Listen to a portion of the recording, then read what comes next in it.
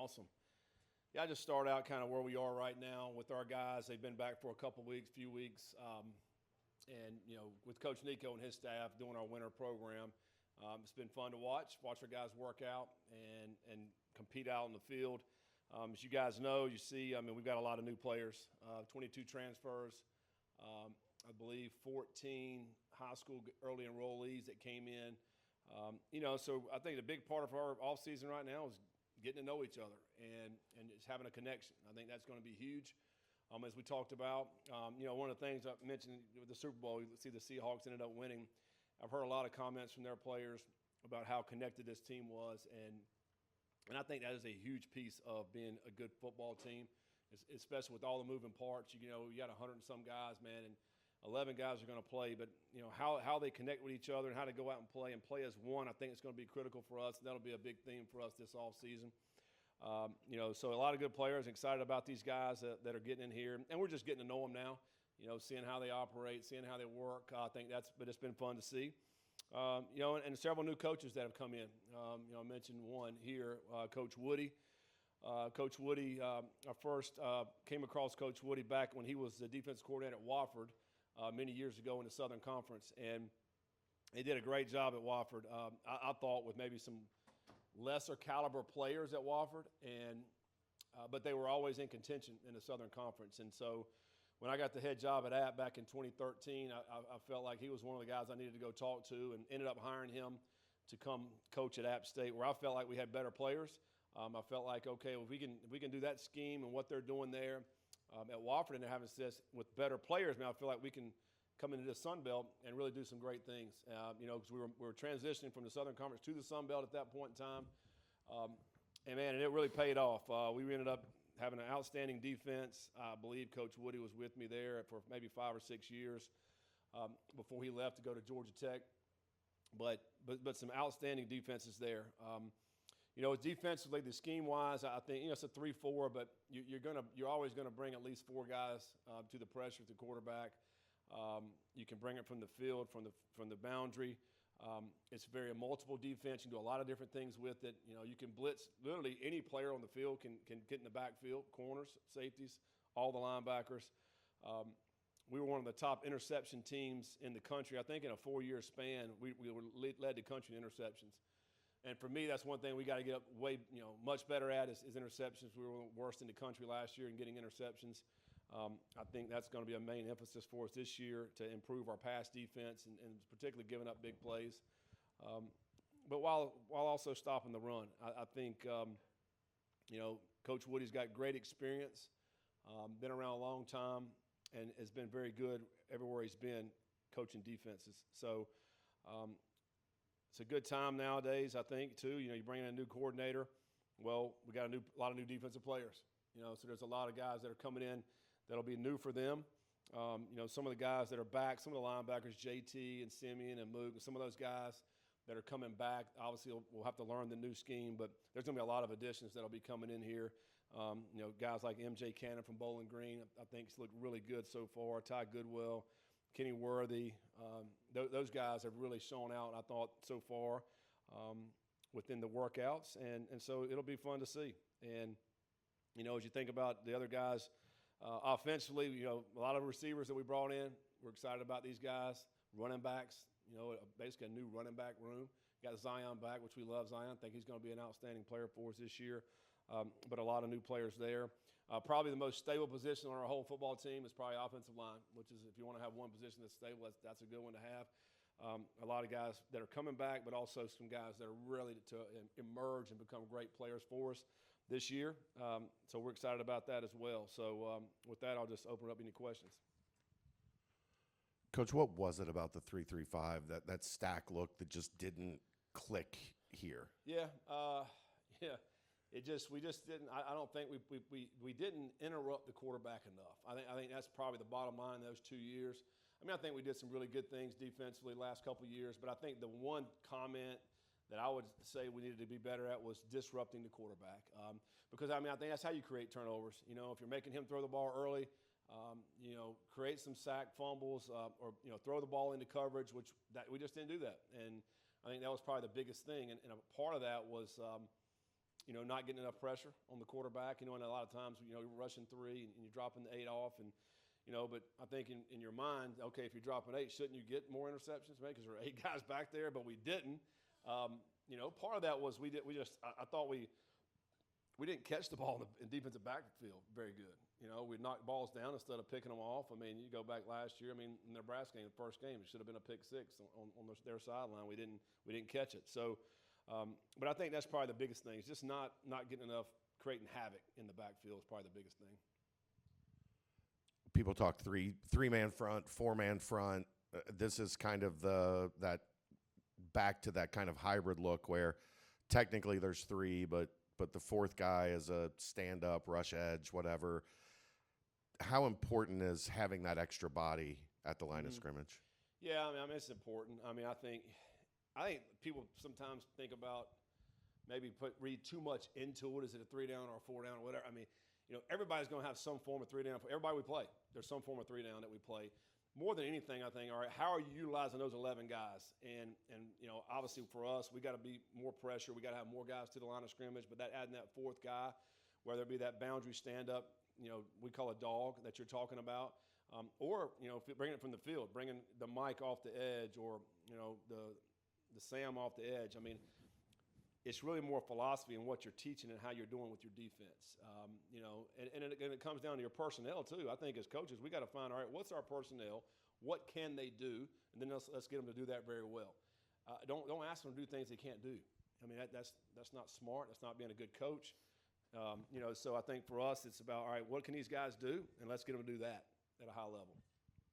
When you look at the hire of Nate Woody, it feels like it checks a lot of boxes. You have the prior connection, and then there's the getting to the quarterback, and I think they had 18 interceptions in 2024. Yeah. Was it a short search? Like you went into the process knowing who you wanted, and you got your guy? Yeah. I mean, it's ever since I coached with Nate, back at App. He went to Georgia Tech, went to Michigan with Harbaugh for a year, and then he's been at Army for the last 5 years and had great success there.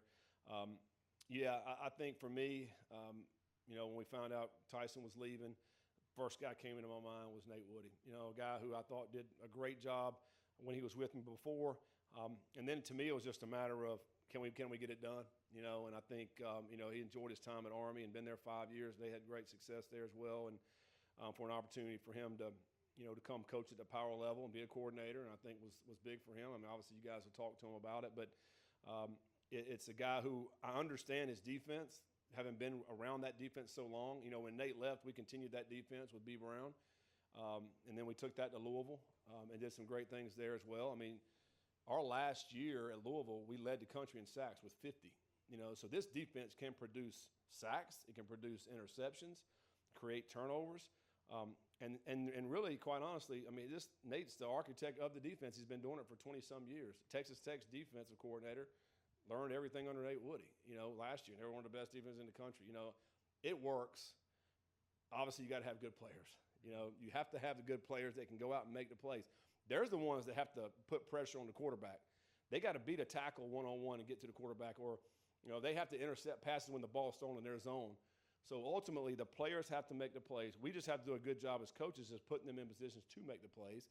And I think Coach Woody's got a great track record of that. And I think that's what we're going to see. I mean, I think we'll be an improved in a lot of aspects that we need to get better at.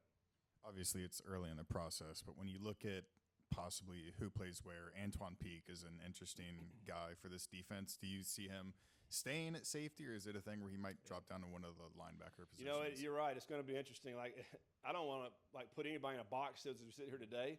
That's one of the things we've been talking about as a staff for the last couple of weeks. Like, all right, where do we just start these guys out at? What position? And I think that's going to be a question as we go through this. All right, because I think they're going to have to play multiple positions and really learn multiple positions. But to your point, I think our field, Sam, which we're going to call cat, it's a cat position, what we're going to call. We've called it some different things in the past, but that position is very flexible. Like, we put corners there. We put guys that are, linebacker type bodies, 6'3", 225, 230. I think that position we'll have different packages for that position. I guess what I'd say. So Peak, I could see him there. I could see him as a free safety, the boundary safety that you're going to spin down into the box to make some tackles there. I think there's some flexibility with that. obviously we got to figure out what these guys can do within the scheme and then put them in the best position to make plays. Quarterback, tough losing a guy like Brendan and everything that he did, but you go out and get J.C. French, who's played a lot of football, all-time leading passer at Georgia Southern. What have you sensed from him as he's gotten to campus that makes you think, okay, along with him and O'Brien, that we went the right direction? Yeah, I think JC, he brings a lot of confidence, as you mentioned. He's played a lot of football. He can throw the football. There's no question about it. If the ball comes off his hand in a nice way, great release, great spiral, great deep ball thrower. Just watching his film, I mean, he's dropping the ball in the bucket on down the field type throws. I think he's got a great presence about him. I think just talking to some of the teammates that were already here, they really like him and how his approach is. Obviously, going to be a very different type player than Sorsby. He's not as big, probably doesn't run as well as a Sorsby, but I think he's got great experience and throws a really nice football. So, that room obviously is going to be different. I think Samaj has got a lot more confidence now, the most he's ever had heading into the offseason after, just playing in a bowl game, and making some plays and taking us down and scoring, having a scoring drive. I think he'll compete for that job as well. And, I just think for all those guys in that room, I mean, they're going to be competing just like every other room. But I think J.C. French brings the most experience and really playing some good football. Do you move those guys in with the wide receivers like a reality show? You had 3 wide receivers returning. This is the third year in a row that room's been almost a complete redo. How do you handle that? And like JC's got the quarterbacks have to sit with the wide receivers at lunch and dinner and. Well, this is the first winter we've had the facility here. Thank goodness we do, because the last 3 weeks have been awful up here in Cincinnati. So I think for us to have this facility, they've been in there every day. And to your point, they got to get to know each other. They got to get on the same page. And I think this winter is going to be huge for them and the wide receivers and these quarterbacks, just throwing and catching, just being around each other. And it's more than just throwing and catching too. It's getting a sense how they operate and getting to know them. That's part of the connection that we talked about earlier. But we like the guys that are coming back. I mean, Isaiah Johnson and Jones and Gio. I think all 3 of those guys are going to help us. They're going to be in a rotation. They're going to play. And then along with the guys that we brought in, I think they got some great talent. And they seem to be, man, everybody's got great attitudes right now. Like they're hardworking. They care. They're trying to get after it. They're trying to learn. I think we got 3 or 4 jugs machines in there. Then things have been wide open, guys just catching balls. I mean, and then the quarterback's throwing to these guys. So this part of the year, and as we head into spring practice, it's all going to be about everybody getting on the same page. So we've gone back to day one offensively and just really started back from the square one. I mean, because you got new running backs, all the wideouts. The best position as far as returners is the O-line, which is great. And but now we just got to teach all these skill guys exactly what we're trying to do offensively. Have you ever had a guy average almost 30 yards a catch like Wolford?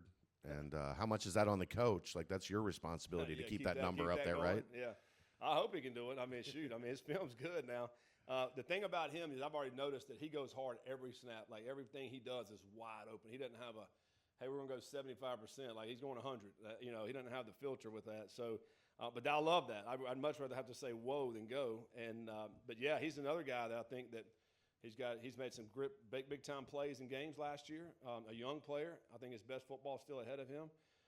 He'll certainly be in the rotation as well. Got to find ways to get him. I think the other thing he can do is, run the ball.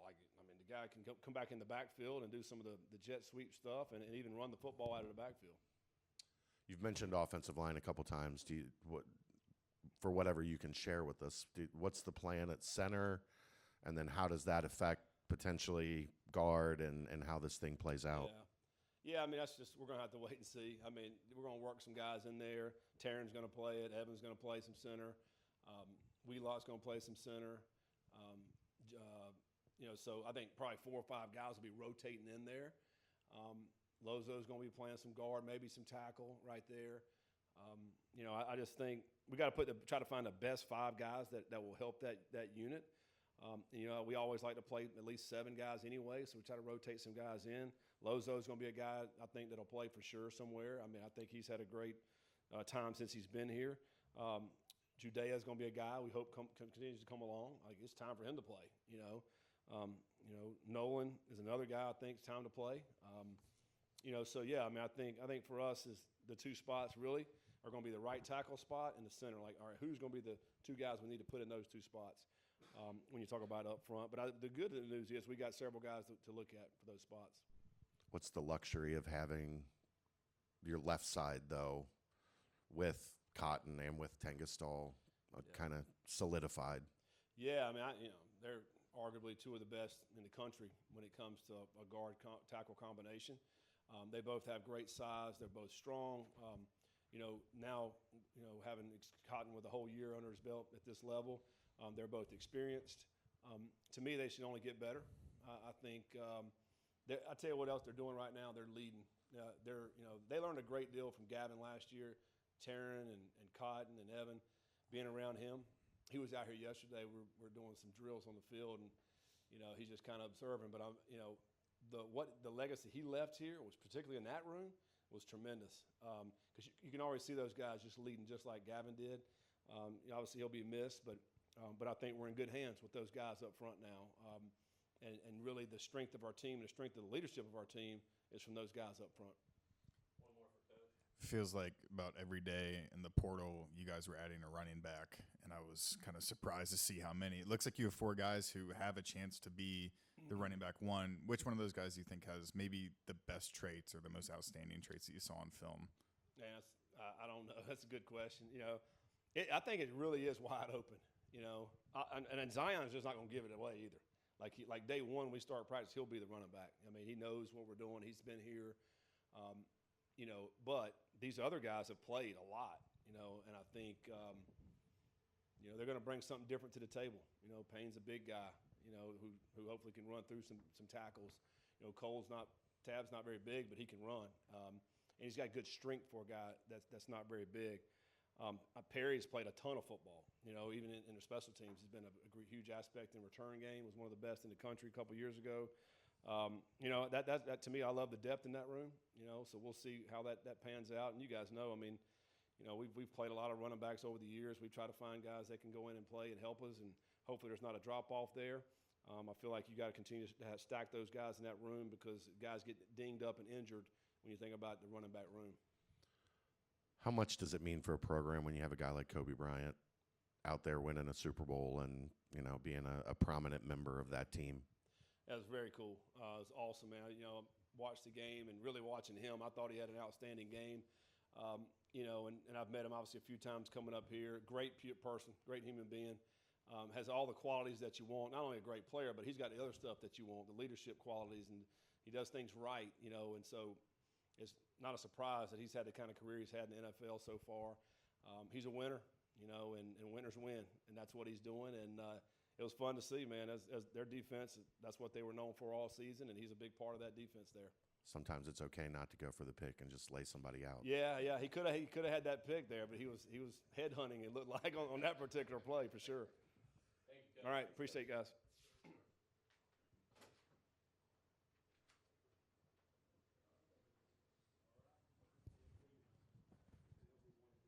No, you want to ask me a question?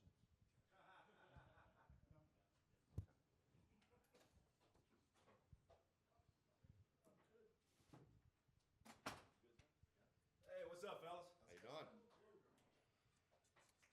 Defensive coordinator Nate Woody. Questions? Can you just talk about getting back with Coach Satterfield and getting a chance to show your defense at a Big 12 level? You know what? I was at a college for a long time, Wofford College, and I loved it there. And when I got to meet Sat at Appalachian State back in the day, I really enjoyed meeting him. And then when I went to go work for him, I loved working for him. Just a great guy. We sort of had our same views in line as far as the type of quality. Character that we were looking for, and how he handles business, and just really enjoyed working with him for 5 years there. So to leave where I was very happy to go work for him, meant something. And then to come back here and work with him means something. It's a great guy to work for. He's got a great culture here, and I think that the first thing you better answer on a football team nowadays is culture. You've got a lot of transfers coming in that you want to do right by them, and you want them to do right by you and their teammates. So yeah, I'm looking forward to working with them and this team. Can you take us through kind of all the unique names of the positions in like kind of like the linebacker core? I think I've heard Apache, and Sat just said that the Sam is going to be the cat. Yeah, I'm not. I've been running this defense for a long time, and there's times where we may change names. When I go from one school to the other. Haven't been to a lot of different schools, but it just seems like that the edge rusher. From the boundary, he's going to be the guy that probably rushes the quarterback probably somewhere around 70% of the time, drops in coverage 30%. We'll call him the dog. All right, he's going to get after the quarterback the majority of the time. He's going to blitz. The outside linebacker, I'm old school, so whether you call that outside guy to the field a linebacker or a nickel or whatever, I'm going to call him a linebacker. All right, an outside backer. So we're going to call him the cat, all right? So that cat is going to be in coverage a little bit more. He's going to be in coverage probably somewhere around 65, 70% of the time, and then he'll rush the quarterback, the other times. Just like anybody else as far as the two inside linebackers. So Mike is going to be to the field or to the strength of the formation that we see, and the Will is the other inside linebacker, maybe a little bit better in coverage, that can walk out on a number 2 receiver at times and play for us there. Up front, that nose is I don't know many times where we had a bad defense if we had a nose that could demand a double team. You get the guy up there, and if he is making plays, through either A gap, then you're in business. If they got to put 2 blockers on him and they don't get movement on him, then generally our defense has been really good. All right. The one to the field is an end.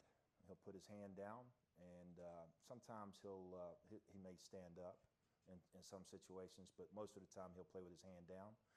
The other defensive lineman into the boundary we call our tackle. All right, and sometimes he could line up over an offensive tackle, over a guard, or sometimes over the center. So corners, we'll go through an evaluation process, but sometimes I'll play with a field corner and a boundary corner. Sometimes it's just left and right. We'll see how things go. And then the safety to the field is our strong safety, and our safety into the boundary is our free safety. You've been at Army for 5 years, so you've kind of missed the transfer portal explosion, right? And not something. No, we had a ton of guys transfer out of Army. I mean, out of like you guys aren't mining the portal, right? How different is it coming in and knowing like maybe half of these guys on defense weren't here last year? Yeah, I think 6 years at Army. The first year I got there, was a COVID, and I remember calling my dad. I was leaving Michigan, and I said, "Dad, I'm gonna take the DC job over at Army." He said, "Great, son. I'm proud of you. I'm gonna pull for you every game but one." So my dad was in the Navy for a little bit, but we got him squared away right. But I remember calling him back after our first practice, and I remember seeing a nose tackle that just a walkthrough, just a little walkthrough, and man, he was so good at picking up stuff and how well he moved. I remember calling my dad back and saying, I think we're going to be pretty good. I think we're going to be all right. And he hadn't played probably 25, 30 snaps, the year before. So you keep your eyes open. There's a linebacker that was there that played 17 snaps, before I got there, and he was going into his senior year. So again, maybe some of the guys didn't think that he was going to process it well enough, or be where he was supposed to be in the scheme of the defense, but he's still playing in the NFL today. So this will be 6 years, for him. An outside linebacker, an edge rusher that didn't play a lick, but man, started the next 3 years for us, and he's playing in the NFL today. So you can move on from one school to the other, and you can start all this stuff, and you got. I was new to them, so now same thing. I'm new to these guys here, and we just want to come together, and we want to build a great culture and make sure that we can depend on one another, and along the way find a scheme that fits the skill sets of the guys that are coming in. So evaluation is a key in my point of view. This spring, we'll compete against our offense, but the big thing for me is about evaluating these guys and getting the right guys, on the field, and getting some packages put together to where we can use, more and more of the guys on the field whenever the opportunity arises. I know you're obviously busy during seasons, but have you been able to ever keep up with Cincinnati? Have they been on your radar, or is this kind of a new experience learning the football program, learning, the success that they've had over the past 20 years or so? I remember, I've always understood and realized what a great school Cincinnati was. Always just had an interest in coming here. There's guys that have interest in working here in the past, and would talk about the school to me, and I had a great life at the last school that I was at, and the one before that, and one before that. Everything's been good to me. To come here was a choice to start again and see if we can hopefully build a defense that helps us win ball games, and be in a culture that is just outstanding and fun to come to work every day. And I think, like I said, an awful lot of good things have happened in this short period of time that I've been here. Everybody's been outstanding to meet and greet and to work with. So really looking forward to it. The weather the last 3 weeks hasn't scared you off? You know what? That's a great question. I did grow up in the South. My first time out of the South was, as far as work goes, was Michigan, and Michigan was cold, But You only stayed a year. What's that? You only stayed a year. Yep. Well, I'll tell you what. Coach Harbaugh would take the offense outdoors quite often, back that year. And Don Brown, he liked to stay indoors. And I was very appreciative of Coach Brown, in that indoor. So everybody talked to me about what a neat indoor facility we have here. It is outstanding. So I look forward to using it. You've not only known Sat for a while, but Court Braswell is somebody you also have an existing relationship with. How much has he helped getting to know the players that are here, the guys that are returning, just kind of being an asset on that front? Yeah, I'm gonna tell you what. Now, there's a lot of guys on the staff that I've known and worked with over the years. Braz is one of them on defense, and I met him maybe, I guess, just as he was graduating from college years ago. I did a clinic in Tennessee, just outside of Nashville, I think, and he came to the clinic I was speaking at, and out of all the guys in that room, he stood out, and I remembered him over everybody. Just incredibly bright, outstanding personality. Just he's a guy that's going to be a head coach one day. He's going to be a great one. He's going to be a DC, and I'm just fortunate that I get to work with him again. But I've known him for an awful long time, and incredible not only football IQ, but just a sharp individual.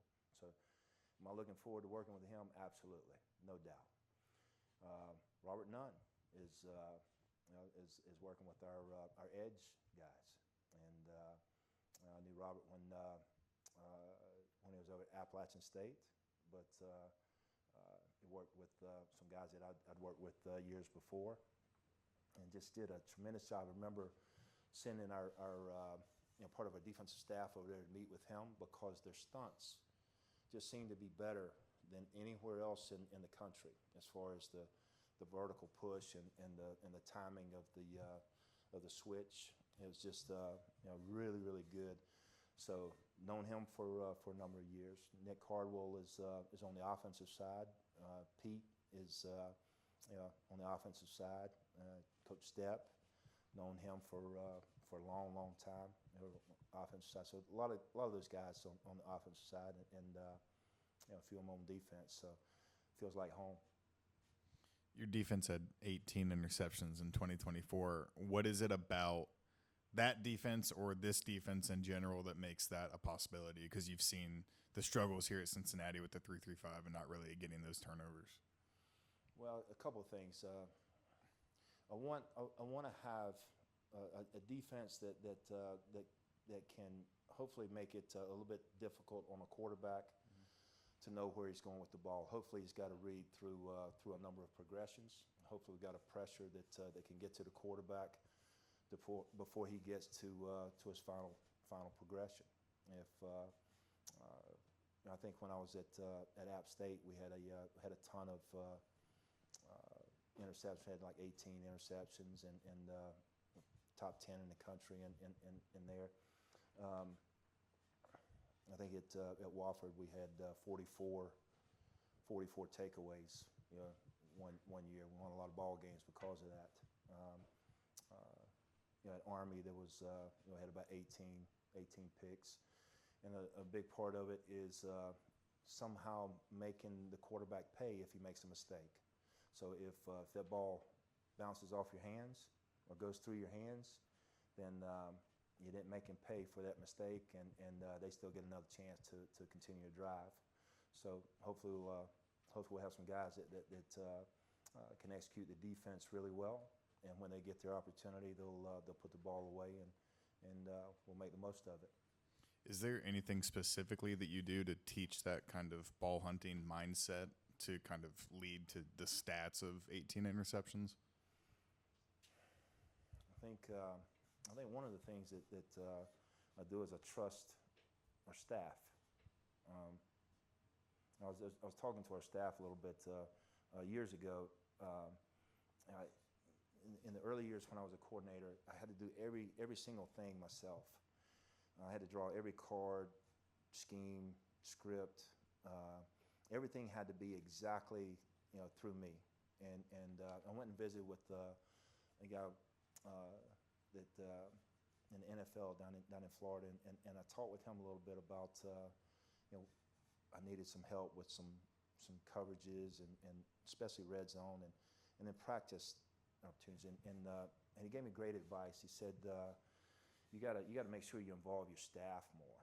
You can get as good as you are, but the staff, all of them together can really be better than any one person.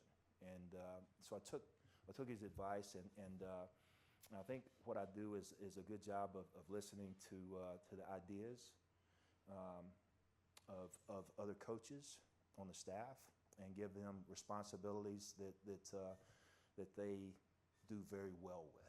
And over the years, I've been fortunate to work with really good